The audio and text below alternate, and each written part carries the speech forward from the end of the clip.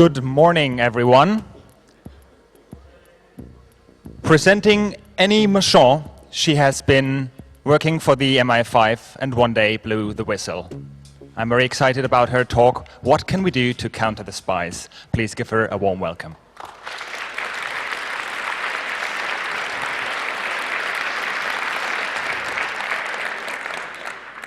Well, thank you very much for that, and it's wonderful to see so many people here at this time of the morning. I mean, even I was tempted to stay in bed. It's a bit too early for me, so thank you for coming along.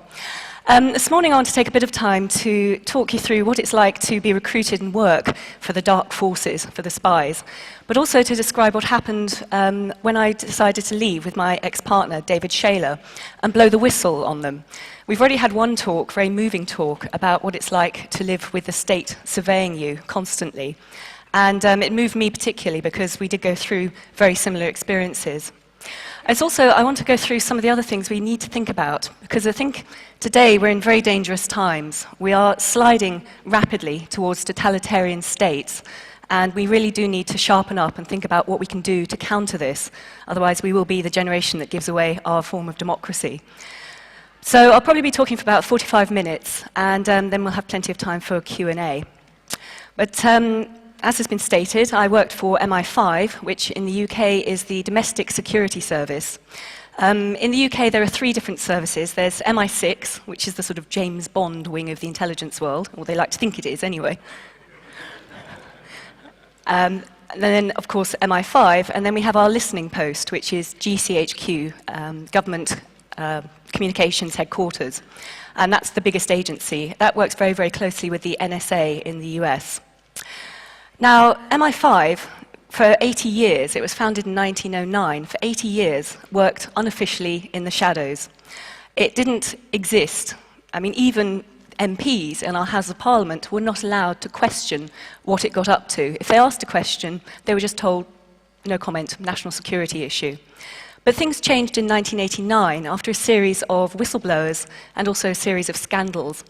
For example, in the mid-1980s, some of you may remember a whistleblower called Peter Wright, who wrote a book about his time in MI5, where he said that they were running around London, bugging and burgling. I always have to be careful how I say that. Burgling their way around London. And they were out of control. So in 1989, MI5 came out of the shadows and was put on legal statutes, whereby they had, for the first time in their existence, to obey the laws of the land. And this came into force with the Security Service Act. Now that meant if they wanted to do things which, if any of us did, would be called illegal, they could still do them, but they had to do it with the permission of their political masters. And in this case, that was the Home Secretary and the Prime Minister. MI6 and GCHQ were not put on a legal footing for another 5 years, but finally in 1994 they were too, with something called the Intelligence Services Act.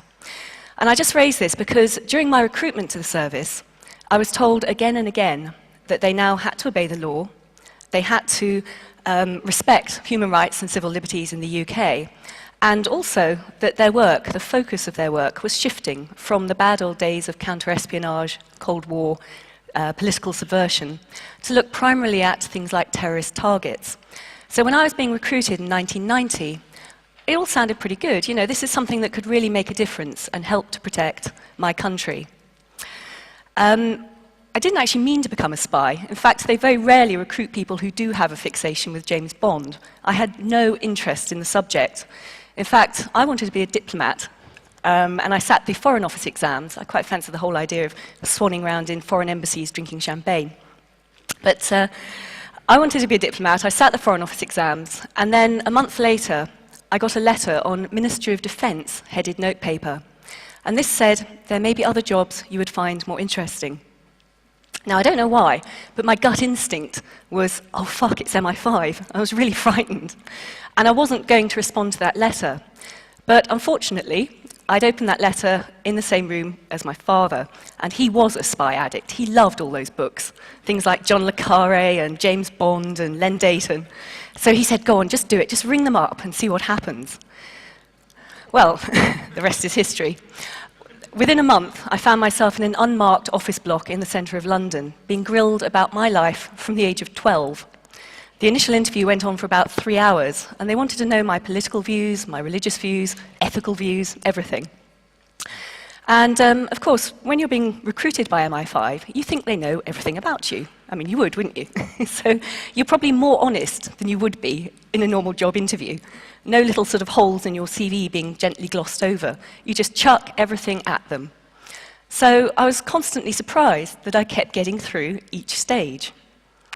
And it's a very long and convoluted process. It takes about 10 months, because you have to go through a 2-day exercise as well, where you have to do lots of analysing, reading, writing tests, role plays. You get analysed by psychiatrists and senior intelligence officers, the whole thing. In fact, the recruitment process is a lot more difficult than actually the job is when you get there. And of course, you have to be vetted. And in that case, for MI5 and MI6, it's pretty intensive, as I suppose you'd expect. They ask you to nominate 4 friends, and they go and talk to them. And then they ask those 4 friends to nominate another 4 friends, and so it goes out like a ripple effect. But you can still be quite clever. You know, so long as you know who's being approached, you can make sure you get your story straight, and you can slip through somehow. Anyway, after 10 months, and a great deal of open and honest talking with them, they still said they wanted me. So I walked into the training centre and went through my first 2 weeks induction. Now, you might think that would be the sexy stuff. That's when the sexy stuff starts, where you're trailing people around the centre of London or listening to telephone intercepts or something. But MI5's focus was paper-based. This is 1991. And the first 2 weeks' training was just literally how to write a note for file or a briefing. I mean, that was it. It was pretty dull, a bit of a shock. Anyway, after that, I was sent to my first posting. When you're an intelligence officer for the agencies, you tend to move around every 2 years. So you're a specialist for 2 years in one area, then you go and investigate another. And my first posting was to a section called F2, which was the department that investigated political subversion. Now, all the way through my recruitment, they'd been telling me they no longer did all that stuff. You know, the bad old days of investigating Reds under the bed and left-wing activists was long gone. And I thought I was going to be a counter-terrorism officer. So it was a bit of a shock to be sent to that section. I found out subsequently they tended to send the Mavericks there because they saw it as a politically sensitive section. But it was weird because we're talking 1991 now, 2 years after the Berlin Wall had come down. So any idea of, you know, domestic subversion being influenced by the Soviet Union was long gone, but MI5 didn't seem to have picked up on this yet. So I spent 2 years there investigating a bewildering array of minute left-wing groups. Things like a Trotskyist group like the Socialist Workers' Party, which had about 1,000 members, and in fact was not subversive per se, because they believed that there should be a democratic uprising. They engaged in the democratic process. Even so, I was astonished to see the scale of the investigation into this microgroup, because when I took over the desk, there were still about 25 to 30 agents planted all over the country investigating the local branches of the SWP. It was crazy. I spent 2 years shutting down the study of that group and also terminating the agents. Now, when I say that, it's not quite as lethal as it may sound. Shutting down their activity. I then moved on to a section called Tea Branch, which was the hot section at that time. That was looking at the IRA and other Irish terrorist groups. And I thought this is, you know, much more what I should be doing, what I was interested in doing. And it was also a newish area of work for MI5, because in 1992, they'd finally wrested control for the investigation into those groups in the UK, away from the Metropolitan Police Special Branch. And this had caused a huge stink. I mean, all the different competing secret agencies loathe each other anyway, but for one agency to grab the work of another caused real bad feeling. And it was here that I started to see things going pretty badly wrong. We're talking about tens, if not hundreds, of illegal phone taps. And we're talking about attacks that could and should have been prevented. Attacks, big, large bombs on the UK mainland planted by the IRA that should have been stopped, but actually were detonated and killed people. I just want very briefly to mention a couple of them. The first one was a bombing attack in 1993 up in the northeast of the country. And in this case, one of the IRA activists, a man called Sean McNulty, who was subsequently caught and subsequently convicted and subsequently released under the peace agreement in Northern Ireland after serving about 4 years. In this case, he'd planted 2 bombs in a gas terminal. And he had a choice of 7 pipes to choose from, which ones to plant those bombs on. And the 2 bombs he placed on the only 2 empty pipes. It was just pure fluke that he hadn't placed them on the pipes full of gas. If he had, the explosion would have been massive, and it would have taken out a row of terraced houses near the gas terminal. Now, the reason I mention this is because there was very good intelligence before the attack went ahead to show that he was at the heart of the mainland IRA campaign. What had happened was there was a safe house where the coordinator of the campaign, a man called Hugh Jack, lived up in central Scotland, a very remote little place. And of course, MI5 were aware of this, and they were watching the house, and they had a very sensitive technique, something which, in my book, I was told to take out by the authorities, because nobody's ever heard of it, to monitor people. There was a camera placed outside this guy's house, CCTV. Nobody's ever heard of that, have they? Anyway, MI5 thinks this is highly secret and highly sensitive information that nobody's allowed to know about. Anyway, Sean McNulty had actually gone up to meet Hugh Jack to be tasked about what to do, and he'd been captured on film. Now, this was in 1993, and bear in mind, in those days, newspapers were routinely sending photographs down the wires. I mean, that was perfectly standard technology. But MI5 hadn't quite got to grips with this. What happened is they had a little van that used to drive all the way up from London, go all the way around all the different police forces in Scotland to pick up all their sensitive material and drive all the way back down again to London. The whole process took 2 weeks every time. So, McNulty is photographed going into this IRA safe house. The photos don't reach the desk of the investigating officer, who happened to be my ex, David Shaler, for 10 days, during which time the attacks had gone off. There was another problem with this investigation as well, in that they did arrest him, they did question him, and they found trousers that he'd been photographed wearing on the day of the attack with Semtex traces on. So this is pretty hardcore evidence for a trial. And yet somehow those trousers went missing. So you have the North East Police Force saying, no, it wasn't us, it was the Met, and the Met saying, no, it was the North East Police Force. Despite that, he was still convicted, but it was a 10-2 divide on the jury, by no means unanimous. The other attack that went wrong was a big car bomb, lorry bomb, that went off in Bishopsgate in the City of London in 1993. Now, in this case, the person who planted that bomb had been under surveillance for months, and in fact could and should have been arrested 6 months prior to Bishopsgate when he went to check another lorry bomb which he'd sequestered away in a car park in London. He actually, MI5 had it under surveillance. They drilled a little hole into the lorry and could see the fact that it was full of homemade explosive.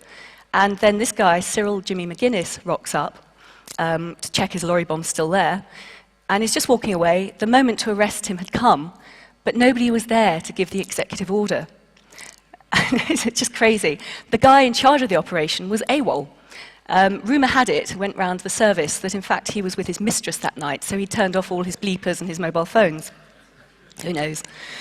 Anyway, McGuinness was allowed to go free, and 6 months later he bombed the City of London. Now, this one bombing caused £350 million worth of damage. That was a huge insurance payout, which was actually double all the insurance payouts which had gone before in Northern Ireland for the whole previous civil war there. It also resulted in the death of a press photographer as well. Anyway, you see these things going wrong. This was 2 years in Tea Branch.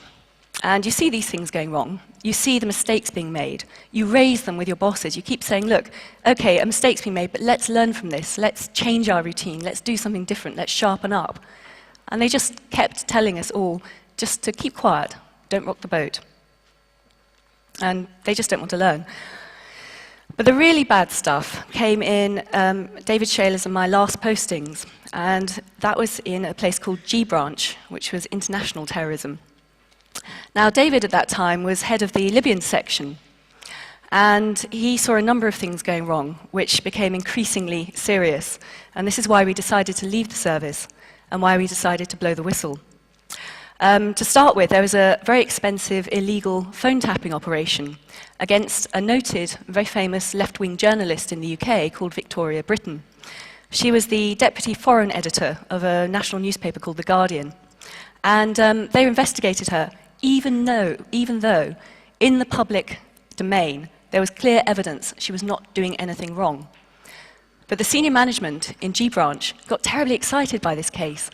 you know, it's good old-fashioned subversion. It's a left-wing activist. Let's go and get her. And this is crazy. In fact, there was one moment when David was arguing with his big boss, saying, look, there is no justification to look at this woman. And the guy turned around and just said, well, you know, this is the biggest case we've ever had on the Libyan desk. Dave turned around and said, well, hang on, what about Lockerbie? Slightly bigger thing. But that illegal phone tap operation went on for about a year and cost the state £750,000 just in terms of getting the bug in place and processing the information that came out of it. But there were two cases that were much more serious, both cases of what has now become known as false flag terrorism, which is where terrorist atrocity takes place, is blamed on one group, but is actually, of course, carried out by another for their political advantage, their political gain. Now, the first one resulted in the imprisonment of 2 innocent Palestinians. This came about when the Israeli embassy in London was bombed in July 1994. Now, in this case, a car bomb had been driven up and placed just outside the embassy and had exploded. Very sophisticated device, very high-grade explosive. In fact, it was so high-grade that the bomb consumed itself. There were no forensic traces left. Now, even the IRA couldn't do that, so very, very good technical skills behind the construction of that bomb.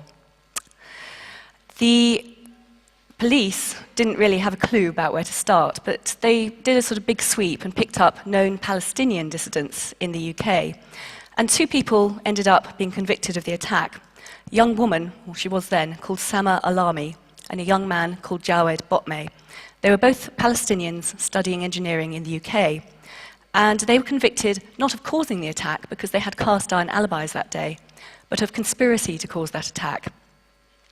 And they were both sentenced to 20 years each, just for that. And they've always proclaimed their innocence, and they proclaim their innocence to this day, and they are still rotting in prison to this day. So we're talking 13 years on. So even when they've done their sentences as well, because they're not UK citizens, they will immediately be deported back to Palestine. Now, the reason this caused us massive concern was that there was information within MI5 which pointed the finger at Mossad, which is the Israeli intelligence agency, and they really are the scary ones. Even MI6 and CIA are frightened of Mossad. And this information was an assessment written by a senior manager in MI5. Today I'll just call him G91, that was his James Bond number, but I know who he is. And he'd seen all the evidence and all the intelligence, which couldn't necessarily be put into a courtroom, around the case. And his assessment was that Mossad had carried out the attack themselves. Now, you know, you read this on the internet, you probably think it's a mad conspiracy theory. As I said, this was a senior manager's assessment, formal assessment of the case.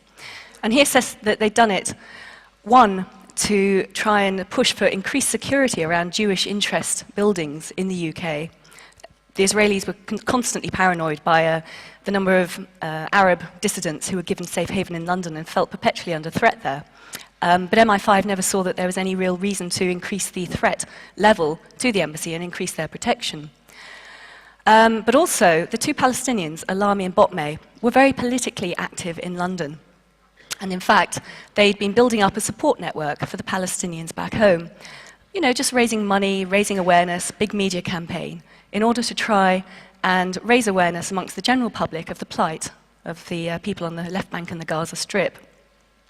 Now, by framing these 2, this shattered the whole support network. Everyone else involved just ran for the hills. I mean, you would, wouldn't you?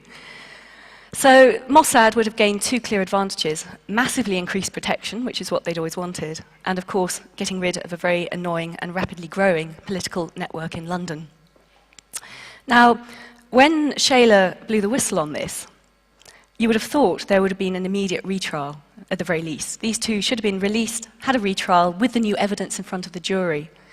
But when their appeal came, and it did eventually come, the judges just ignored all English case law and all European human rights law and just threw it out.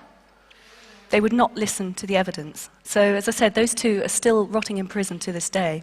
In fact, there's quite a big campaign to try and help get them out early. So if anyone's interested in getting involved, please do have a word with me afterwards. But the final case I want to talk about, and this really is the case that made us quit, was an illegal assassination plot against Colonel Gaddafi of Libya.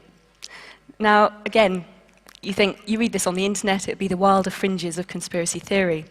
But in this case, in 1995, there was a walk-in to the English embassy in Tunis, basically a volunteer, who just went up to the British embassy and said, "Can I speak to the local MI6 officer, please?" As you do. In fact, I'm sure that's why MI6 officers always work under diplomatic cover, because then everyone knows where to find them. Anyway, this chap was a senior Libyan military intelligence officer, and he was codenamed Tunworth. And he made contact with a man who has been named in public already, an MI6 officer called David Watson. David Watson became his handler. And Tunworth basically said they had a cunning plan. He had a ragtag group of Islamic extremist terrorists in Libya, and they were plotting to overthrow Gaddafi. And all they needed was some funding to try and promote that coup. The payoff, of course, would have been, BP, British Petroleum, getting all its nice, fat, juicy oil contracts back once they seized power. And also, at that point, he promised to hand over the suspects for the Lockerbie bombing.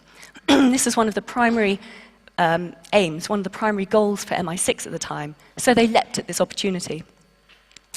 Now, without very many checks about Tunworth or his background or his credibility, MI6 started throwing money at this group. And there appear to have been at least 3 payments of around $40,000 each time to this group. So we're talking about over $100,000. Tunworth went off, bought all his equipment. I mean, we're talking even jeeps, tents, that sort of thing, as well as the guns and explosives. And that was it. Nothing was heard for a few months. Now, as I said, David was the head of the Libyan section in MI5 at this time. So he was being briefed officially about this by his counterpart, David Watson. But he didn't really take it seriously. He warned his bosses it might go ahead. But he just thought it was MI6 pretending to be James Bond again. I mean, they were always coming up with these crackpot schemes, and nothing really ever came of it. But this one did happen, because one morning the report started to come across David's desk, which basically said there had been an attack against Gaddafi in a small town called Sirte in Libya. And a bomb or grenade, something had exploded underneath a car in Gaddafi's cavalcade. Now, they got the wrong car.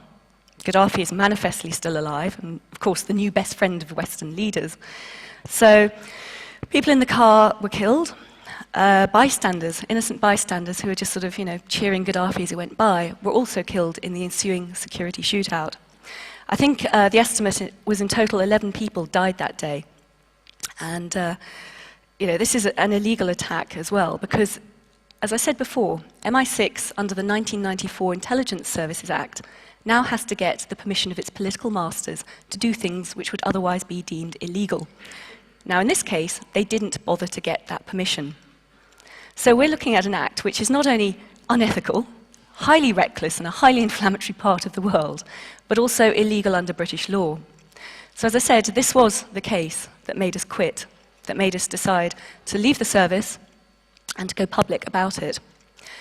In the UK, there are no avenues for whistleblowers. There are no legal protections for intelligence whistleblowers, nowhere you can go. If you want to make a complaint about crimes that you witness within the agencies, the only person you can legally go to is the head of that agency. So who guards the guards, indeed? So the only option really is to go to the press. And you think with something of this magnitude, this heinous crime, that immediately the government would want to start an investigation, would want to have an inquiry into why the spies were running out of control. But it doesn't quite work like that in the UK. The government is really very frightened of the spy agencies. In fact, we have a problem because we have a Labour government, well, Labour, supposedly socialist. They're more right-wing than Genghis Khan at the moment. But most of them in their fiery youth as student activists were involved in what used to be deemed to be politically subversive groups, as in the Socialist Workers' Party or Militant Tendency or the Communist Party. So pretty much every single Labour cabinet minister for the last decade has had an MI5 file. Now, they don't know what's on those files. It's probably very little. It might just be a little bit of identifying information. But they've got all these guilty little secrets rattling around in their brains, and they think MI5 might know about them. So they are desperate to keep the spies sweet. And it's something to bear in mind. Every time you see yet more draconian powers and resources being thrown at the spy agencies, I think that's a very good reason why that's happening. Anyway, so Dave and I left MI5, and we went to the papers. And pretty much what happened to us was very similar as to what happened to that poor woman whose husband has just been arrested for terrorism, in terms of the degree of surveillance, in terms of friends being turned and reporting on you, in terms of having to go through the whole prison rigmarole, trials, etc., etc. But of course, we knew what to expect to a certain extent. We were, after all, the gamekeepers turned poachers. And because we knew what to expect, we went on the run. When the story broke in July 1997, we decided, rather than just sitting around in our flat waiting for that knock on the door, the inevitable arrest, and up to 2 years on remand before any trial, we decided to flee to Europe. And in fact, flew... I know.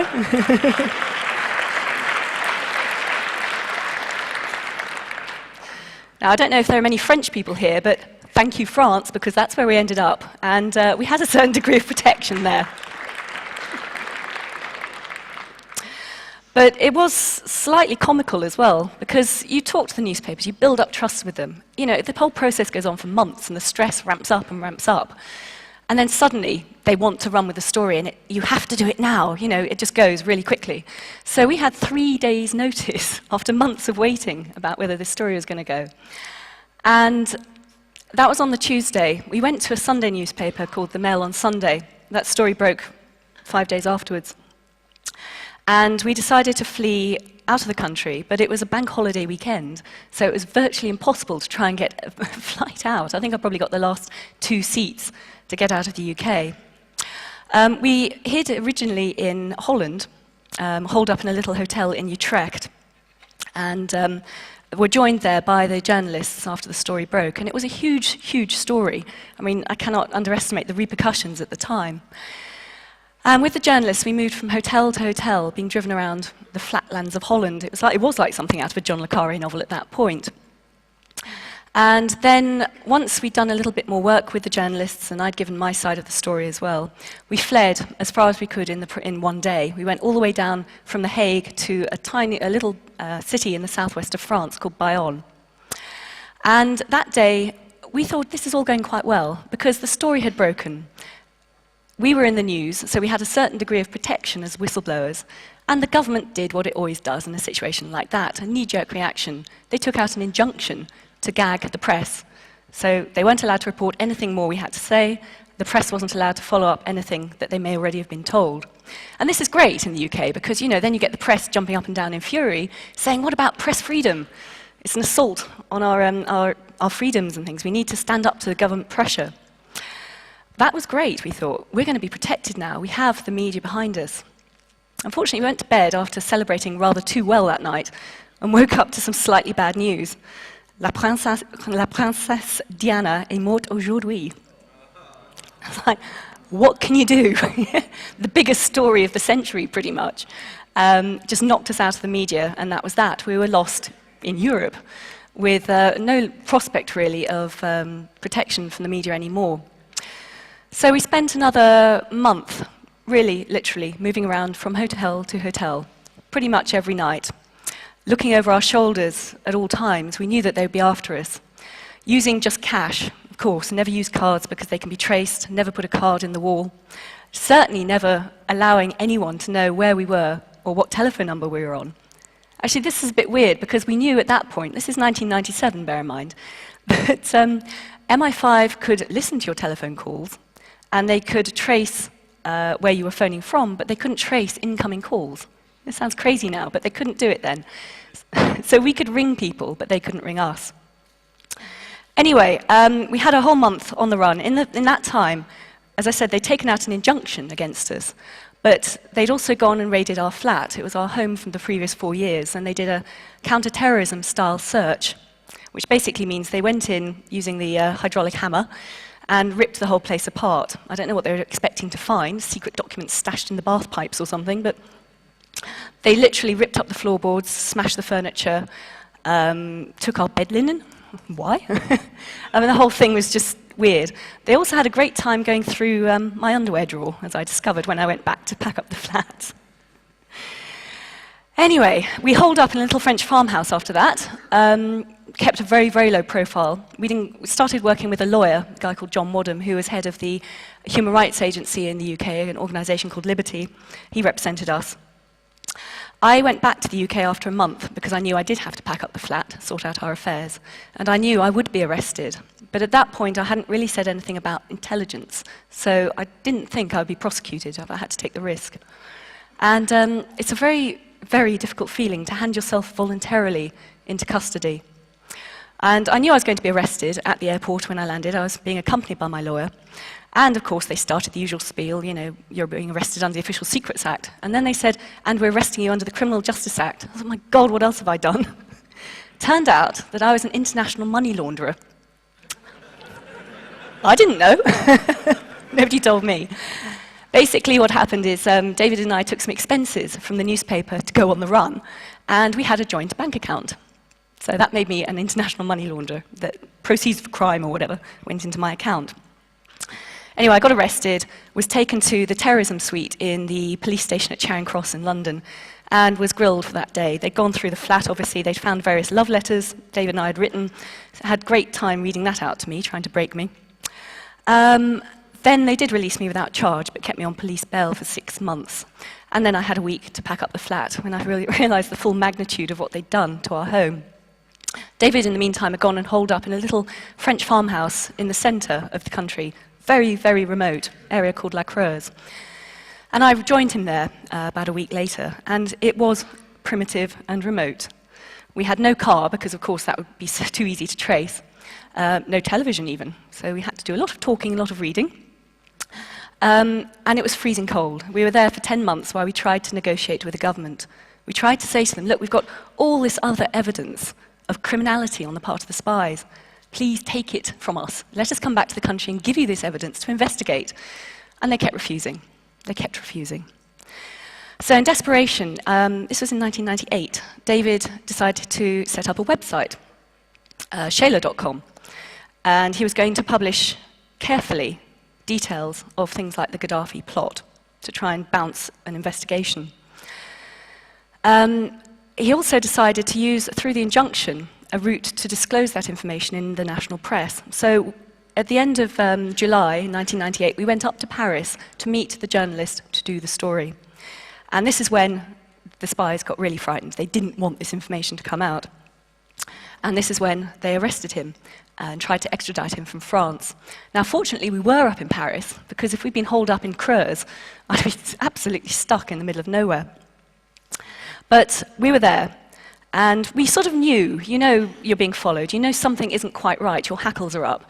So one night when we met the journalists, we said, look, we've got to get out of this hotel, move to another one, let's just keep moving around, we don't want to be caught. Even so, I think they tracked us through his mobile phone, and David went out one day to watch, I think it was a football match on Sky TV in one of those English bars in Paris. And it was a pre-season friendly, and his team lost again, so he wasn't in the best of moods. And he was on his way back to the hotel and rang me and said, I'll be there in 10 minutes, then we'll go out for some food. So I'm waiting in the hotel room, and there's a knock on the door, and I think, great, he's forgotten his key again. But it wasn't. I sort of opened the door. 3 very scruffy counter-terrorism officers from the French DST, the equivalent of MI5, were standing there.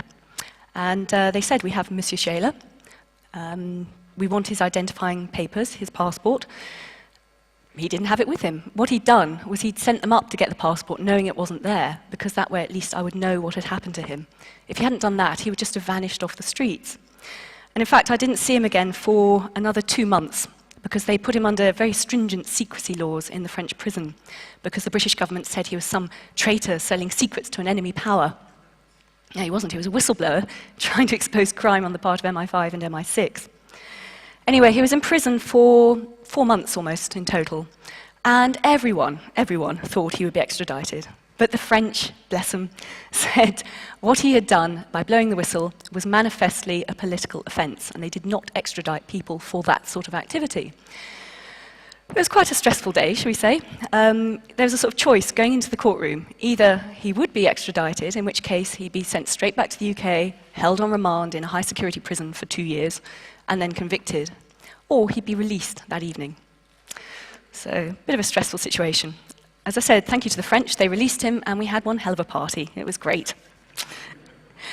Anyway, just to fast forward a little bit, I'm conscious of the time moving on. We spent another 2 years living in Paris after that, continued to campaign around exposing criminality of the spies.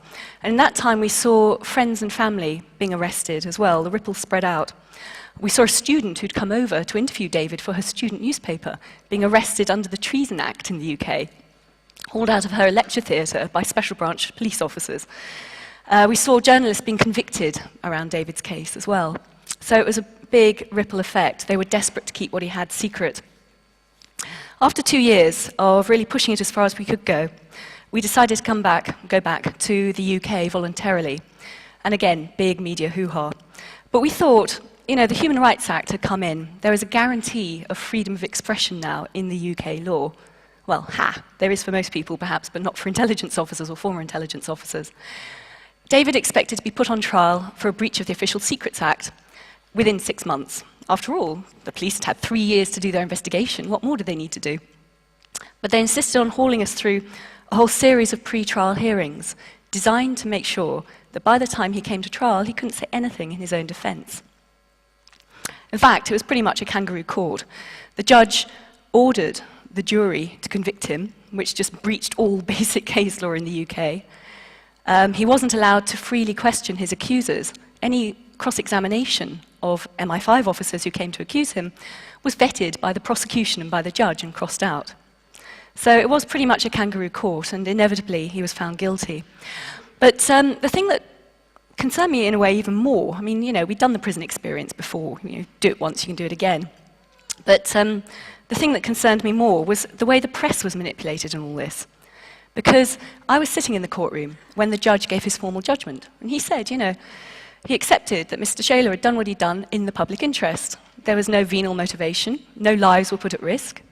So imagine my surprise when I looked at the papers the next day and all the headlines said, Shaler sells agent lives down the river for money. It's like, hang on, are they just crap at taking down shorthand or something? I just didn't know, I didn't get it.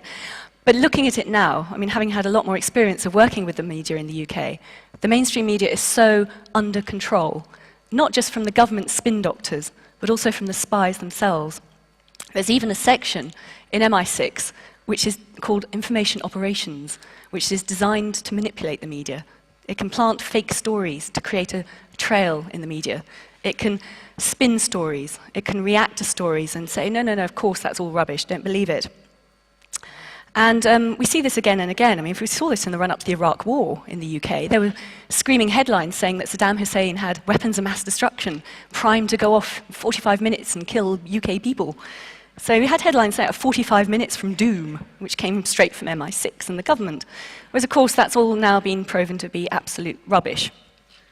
So I think this is a real problem as well in our democracies, because we are looking at a situation where we have the government, we have the spy agencies, and we have the fourth estate, the media, who are supposed to hold these people to account, but who are now part of that charmed circle. I can see very clearly how it's manipulated as well, because the journalists have to take the briefings, take the stories, in order to get the copy in the newspapers to keep their jobs. So this is where I think, you know, the internet can revolutionize how we approach these sort of issues. You know, we don't use the mainstream media anymore. Nobody trusts it. Everyone knows it's just the mouthpiece of the government, which again is another sign of a totalitarian state. Anyway, so that's a bit of our sort of story in terms of what we went through. But I think its continuing relevance now is what we're up against, because it's manifestly obvious that the spy agencies haven't reformed, haven't learnt from these lessons, and in fact are growing stronger and better resourced as the years go by because of this unending war on terror. And this is something that we do need to address, because we have agencies that are operating outside any democratic control. There is no real accountability, certainly in the UK, over the spy agencies. There is one committee that sits in Parliament called the Intelligence and Security Committee, which is allowed to question them about finance and management issues. That's it. So, you know, they have an operation that goes wrong, they engage in criminality, there's nobody that can hold them to account. The media won't do it because they're being controlled and spun by the spy agencies. Who is going to do this? And we really do need to think about this, because Obviously, we've had the illegal war in Iraq and the illegal war in Afghanistan, predicated on the terrible events of 9/11. And we're probably looking at another war, because we know they want to go into Iran, not just for the oil, but from the very fact that the oil is being traded more increasingly in euros, not dollars, which is another major problem for the American economy. So we have to be very vigilant, I think, because we're seeing under this war on terror a basic wholesale erosion of our freedoms, certainly in the UK, and I would assume pretty much across Europe, especially from that awful story, the terrorist story the other day. We have a situation where all our basic rights are being shredded in the name of protecting us against this nebulous Al-Qaeda threat. Of course, we all know Al-Qaeda was sort of funded and trained initially by the CIA and MI6 at least. So what are we looking at in the UK? We have had extraordinary rendition flights, torture flights, stopping off and refueling in our country. We have had the introduction of biometric ID cards imposed on us against everyone's wishes. They're going to be rolled out next year. We're looking at a whole slew of new counter-terrorism, anti-terrorism laws. Even the idea, for example, that in the old days, at the height of the IRA campaign, you could only hold and question without charge a terrorist suspect for 7 days. And that has been increased already to 28 days, and the government wants to push it up still further. Now, why? I mean, we're a real threat from the IRA. Al-Qaeda, less so really in the UK. We have other laws as well. There's Serious Organised Crime and Police Act, which means we now cannot protest outside our House of Parliament. You have to get written permission to do that, give them 6 days' notice. But there are ways around that. We all go and protest on our own now, if that's a possible thing. There are other laws as well that have come into the UK. Something called the Civil Contingency Act, which came into power in 2005, which basically means that any minister can sign a piece of paper which means that they can enforce a state of emergency in our country. So they can quarantine us in a certain area. They can stop us moving freely around our own country. They can stop us having political meetings. And they can even seize our homes and demolish them for national security reasons and then not pay a penny compensation to the homeowner. This law just went through. It was whipped through the House of Commons. Nobody questioned it at the time. Nobody questioned it in the media. And it's there now, and we can't do anything about it. But the really bad one that they keep trying to bring in is something called the Legislative and Regulatory Reform Bill. And this has become nicknamed the Abolition of Parliament Bill for obvious reasons, because nobody can ever say it. But they tried to push this law through in January 2006. It was booted out by the House of Lords, which is not usually the sort of bastion of freedom and democracy in our country. But under the terms of this law, we are looking at any government minister, again, just by stroke of a pen, can overturn any previous law enacted by our House of Parliament, by our democratic representatives. This shreds 700 years of hard-won democracy in the UK, and they want to try and force it through again. Gordon Brown's Labour government is going to try and reintroduce it to the House of Parliament. There's a big campaign against it, so have a look at it on the internet, the Abolition of Parliament Bill. If this goes through, we will be living in a police state. There is no doubt about it. So this is why we do need to sort of start thinking very deeply about how we can hold the spies to account, what we can do to counter them. Because contrary to the myth, and I hope I've probably showed to a certain extent, they are not all competent, all-knowing James Bond figures. Quite often they are quite plodding individuals. And if you rock the boat and you ask questions and think laterally, you are branded a maverick and a subversive. And many of us left for those reasons, should we say. But we need to band together, really. We can't rely on the mainstream media to hold these people to account anymore. We can't rely on the governments to rein them in, because the Labour government seems intent on increasing the resources and the powers and the staffing levels of the spy agencies in the UK. They want to make sure that there is a surveillance society out there. And yes, of course, at the moment, the communities that are being targeted are the Muslim community. In the 70s, 80s, 90s, it was the Irish community. But that obviously isn't going to remain the case. Again, as we heard from that harrowing terrorist story, they are coming for more and more and more of us. And, if you're involved in civil liberties or left-wing politics or hacking community or whatever, we are all going to be increasingly at risk because we will be deemed to be dissidents. So this is a time where we do need to band together. And, what a privilege to be amongst people with such a skills base, such a knowledge base, who can fight back and try and subvert what these people are doing to our countries. So please, as I said, have a look at some of these issues and do start thinking about them because, as Pastor Niemöller said, you know, first they came for the communists and I was not a communist, so I did nothing.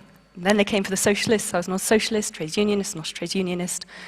And then they came for the Jews, I was not a Jew, so I did nothing. And then they came for me. There was no one left to do anything for me. And that's the situation we're sliding into. So please start looking at these issues and start fighting back. We all have to take that stand. Thank you very much.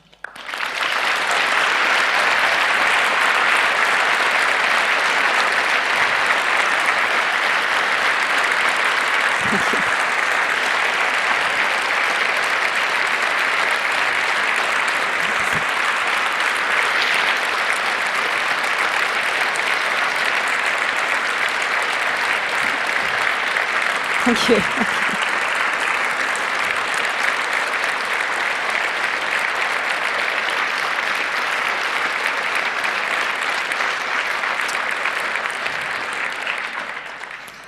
Well, thank you very much for that. I'm really moved. Any questions? Any questions?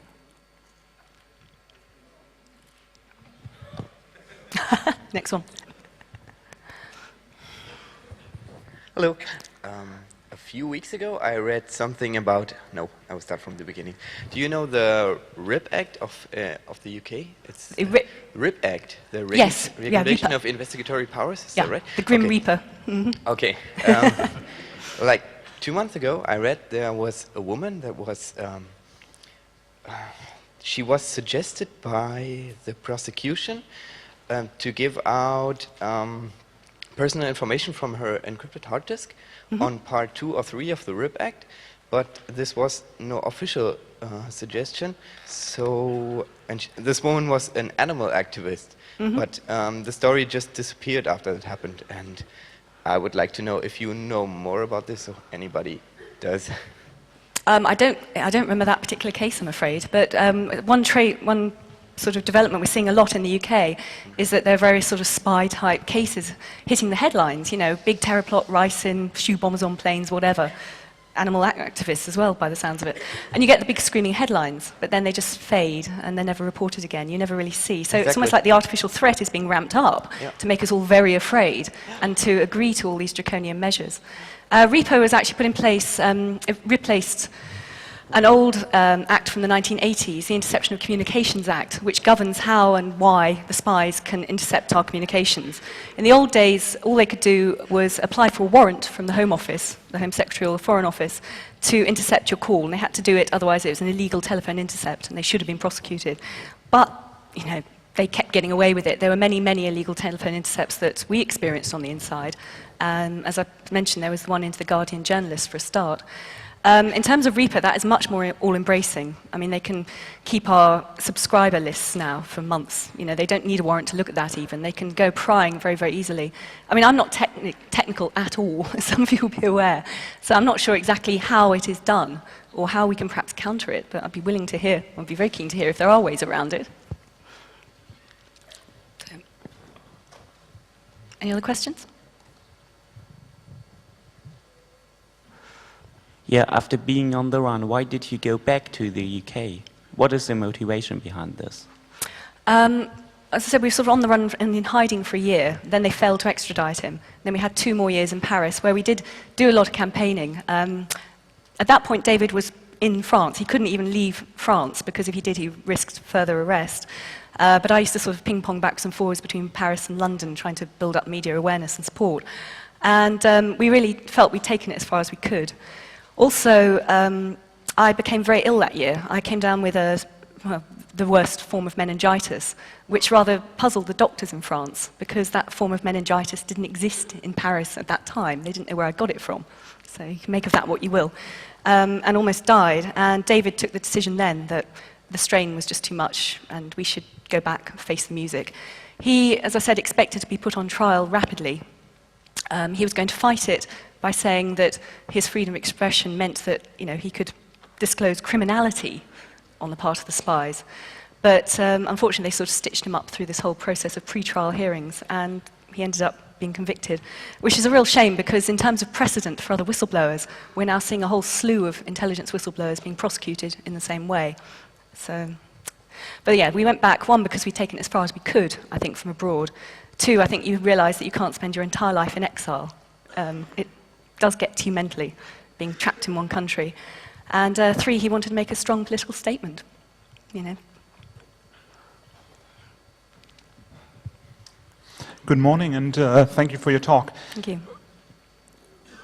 What is the mindset of the management of these security services? When I hear the mindset of our community, it is, we look into the future and we say, I don't want my children to live in a world like that. Why does the management of the security services head us for a police state, and do they think this is a desirable thing? Yeah, basically. I think, I mean, any journalist knows everyone always thinks they personally are good people. I'm sure they think they are genuinely doing something to protect the country. But the problem is MI5 and MI6 operate in a uniquely secret environment, even compared to other spy agencies, because there is no accountability. They have the protection of the Official Secrets Act. So you end up with a sort of self-perpetuating oligarchy, where the people who question are told not to rock the boat. So they either learn to shut up and put up, and then they will progress up the management chain, or they leave. So you end up with usually the dullards who can't find other jobs, progressing slowly up the chain and becoming the head or whatever, or senior management. And as I said, it's sort of self-perpetuating because they verify each other. They don't learn from their mistakes. They will bury their mistakes. They will lie to government ministers about their mistakes. So there's no constructive criticism either. They can get away with it. So I think it's those two things really lead to that mindset. It's interesting as well because when you go into that job, you do really feel that you can do something good, you know, to help protect your country and, you know, save people's lives. So to go from that sort of idealism to this sort of fossilized, power-crazed position is quite a journey, I think. I mean, one of the things that really hit me, I think last year when I heard about it, was the idea that intelligence officers from 6 and 5 are involved in the extraordinary rendition program and the interrogation of suspects at these secret prisons. Not necessarily doing the torture, but present during the interrogations and feeding back questions to the people being tortured. And I suppose they're people who would be my generation. I mean, if I'd stayed, I'd now be sort of junior senior management or whatever. And they'd be the people doing this. And they might be people who are my friends that I went out drinking with or, you know, had around for dinner. So how do they go from those people to people who can collude in torture? I don't know. But I think they probably think they're doing it for the good of society, you know. It's almost a nanny-ish sort of mindset. We'll protect you, you don't need to worry about it. Give us more power. Yeah. Any other questions? Oh, you've had one. Anyone else? Thank you very much for sharing that experience with us. I'm just wondering, listening to what happened to you, it doesn't seem to be quite a success story in my opinion. Having revisited and experienced what you did, what would you do differently if you had to go through that same experience again, number one? Number two, what is the learning experience that the Secret Services actually had?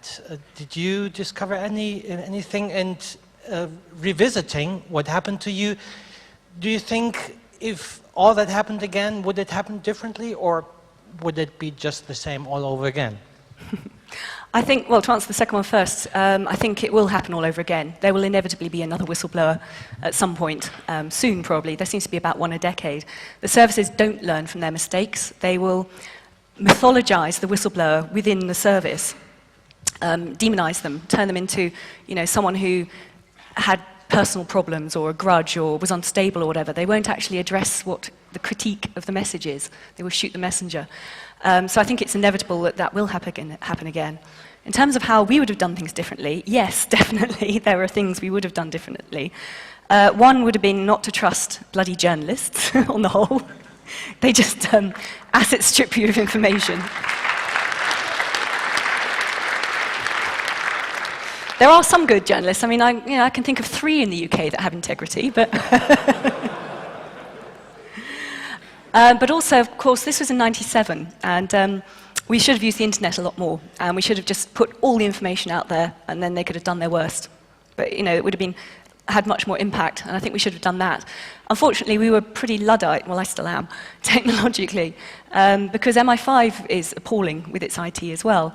When we first joined in 91, nobody had computers to work on. Everyone had to handwrite everything and get a secretary to type it up. And even in 93, they were still using a database for the IRA terrorists called Durbar, that was its code name. And this was a sort of 1970s beige sort of computer, all in one with the sort of terminal and keyboard. That was in 1993, that was their shit-hot IT at the time. They then spent about 10 years trying to develop their own in-house system, which they codenamed Grant, which just couldn't get it to work. So in desperation, they bought Microsoft off the shelf. I know. So the whole of their IT is run on Microsoft 95, it's codename Corona. So you really couldn't make it up. So for that reason, neither of us was particularly internet savvy at that point. But yes, Dave got up to speed very quickly and started building his own website, which strangely was hacked just before it went live as well. It was around the time when he was arrested in 98. He'd got the domain name and was just waiting for the password to come through, and then he got nabbed on the streets of Paris.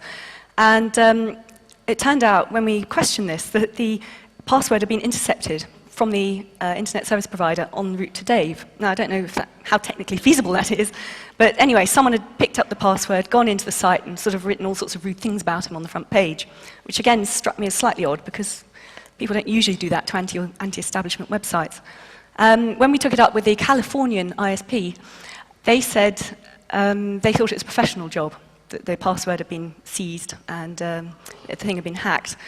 It was also interesting as well, just one little coda to that, is that the government, the UK government had taken out this injunction against Shayla, and they said to the Californian internet service provider, you are aware that we have an injunction against this man, you can't host his site. The Californian company just turned around and said, piss off, what about 1776?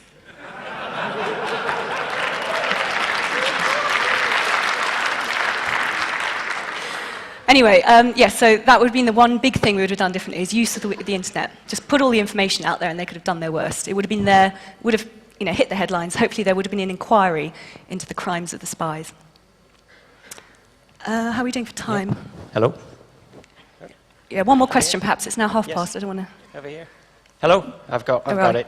Okay. Yeah, thank you for your talk. I'm part of those campaigns like the Abolition of Parliament Act, and I've been following these for a while.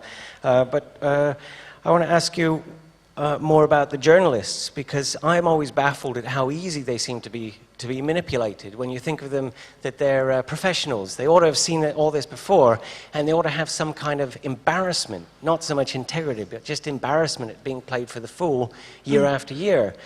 Have you got any comments as to why they do this, why they allow themselves to be manipulated, and do they enjoy being manipulated in this way? Thank you.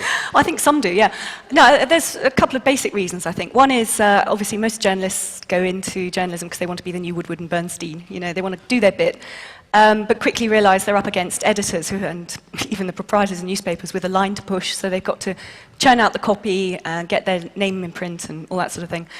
And if you're reporting on things like intelligence or defence or home affairs or even politics, you are given briefings. And if you don't print those briefings, or if you question those briefings, then you're not given future ones, so you don't get the information to do your job.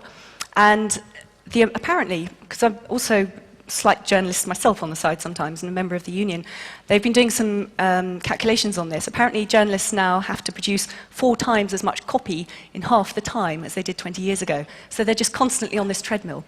It's also very seductive. If you're a journalist and you're invited into the Charm's secret circle, then it's very sexy, and it can give you status amongst your peers. There was an article by a chap called David Rose, quite a well-respected journalist, recently in the New Statesman in the UK, and he said that he had been approached by MI6 about a decade ago and was drip-fed stories, and it got to a point where he was compromised by that as a journalist, but if he stopped, it would cause him problems, he wouldn't get the copy, he'd lose his job, and of course they got to pay the rent and all that sort of thing. So I think it's a sort of a carrot and a stick situation. One, you've got to do what they tell you, otherwise you can't do your job, but 2, you're flattered as well that you are inducted into the charm circle. There are, as I said, there are some journalists who will take the risk and stick their neck out, and I really salute them. But on the whole, I don't know, a shower. Anyway, I think we're probably out of time, but thank you very much all for coming, and I've really enjoyed being here, so thank you.